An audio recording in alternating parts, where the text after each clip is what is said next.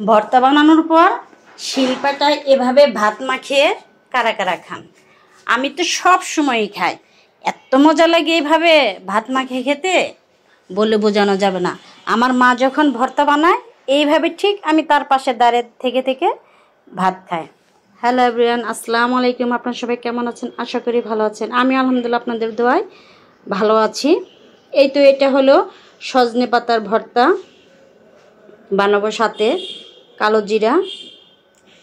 সজনে পাতার মধ্যে আমি দিয়েছি রসুন, পেঁয়াজ, কাঁচামরিচ আর এই তো শুকনো মরিচ। এগুলো সুন্দর করে আগে পাতাগুলো সিদ্ধ করে ভেজে নিয়েছি। তো ভর্তা হয়ে গেছে। এই যে দেখেন কত মজা করে আমি ভাত খাচ্ছি। তারপর দেখাচ্ছি আজকে আমি কি কি দিয়ে ভাত খেলাম। পুরোটা ভিডিও থাকছে আপনাদের জন্য, কিভাবে কি তরকারি দিয়ে ভাত খেলাম। এই তো আমি সজনে পাতার ভর্তা নিলাম আর একটা কাঁচামরিচ নিলাম। আসলে ভর্তা দিয়ে ভাত খেতে আপনাদের কেমন লাগে জানি না, তবে আমার খুবই ভালো লাগে। আসলে অনেক সময় কষ্ট লাগে ভর্তা বানাতে, বিশেষ করে শিলপাটায় বেটে যে ভর্তাটা, এটা করা অনেক কষ্ট। তারপরেও করি। জামাই বেটা খালি বলবে যে ভর্তা করো ভর্তা করো, আর মেয়েও সেও পছন্দ করে ভর্তা, আর আমিও করি পছন্দ। কি করব এখন বলেন? যাই হোক, কষ্ট মষ্ট করে করি। এই যে দেখেন কত মজা করে খাইতেছে, দেখছেন? স্বাদ না হলে কি আর খাওয়া যায়? আজকে 2টা তরকারি দাম ভাত খেয়েছি,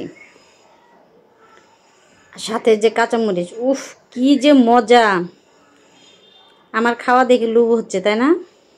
এখনই আপনার বউকে বলেন যে সজনা পাতার ভর্তা বানাও, ভাত খাবো।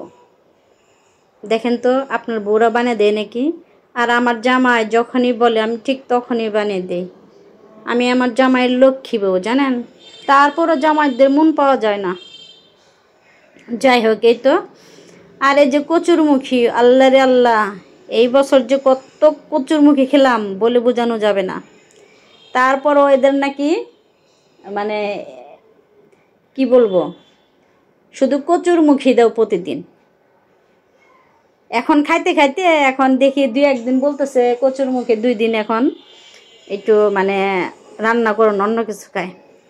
এ দেখেন আমি কত মজা করে খাচ্ছি। আবার একটু ভাত নিলাম, আবার একটু মুখে নিলাম। এখন এই যে মাছটা দিয়ে খাচ্ছি মজা করে। দেখেন আমার ভাতের কালারটা কত সুন্দর হয়েছে, দেখছেন? অনেক মজা করে খাচ্ছি।